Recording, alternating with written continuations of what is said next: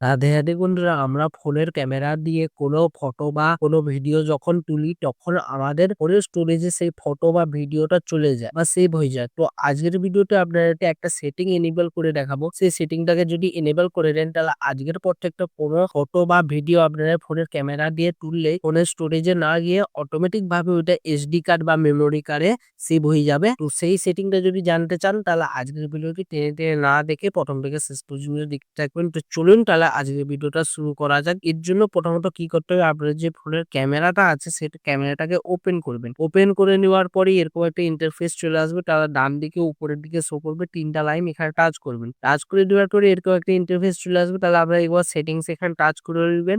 Settings এ touch করে দেওয়ার পরে আপনারা স্ক্রল ডাউন করে আসলে দেখতে পাবেন এখানে শো করবে সেভ টু এসডি কার্ড। ডান দিকে শো করবে আপনারা একটা ডিসেবল বাটন, এখানে টাচ করে তারা এটাকে এনেবল করতে হবে। এনেবল করে দেওয়ার পরে তাহলে আজকের প্রত্যেকটা আপনারা ফোনের ক্যামেরা দিয়ে যখনই আপনার ফটো বা ভিডিও তুলবেন ফোনের স্টোরেজে না গিয়ে অটোমেটিক ভাবে এসডি কার্ডে বা মেমোরি কার্ডে সেভ হয়ে যাবে। তো কারা কারা ফোনের ক্যামেরা দিয়ে ফটো বা ভিডিওটাকে তুলে সেটা আবার এসডি কার্ডে সেভ করতে পেরেছেন অবশ্যই কমেন্ট করে জানাবেন। ভিডিওটা একটা লাইক করবেন। এরকম যদি আরো ভিডিও পেতে চান তাহলে চ্যানেলটিকে সাবস্ক্রাইব করে বেল আইকনের ঘন্টাটাকে অলে করে দিবেন। তাতে কি হবে, নতুন ভিডিওর নোটিফিকেশন পেয়ে যাবেন। ভালো থাকবেন, সুস্থ থাকবেন। দেখা হচ্ছে নতুন ভিডিওতে। রাধে রাধে।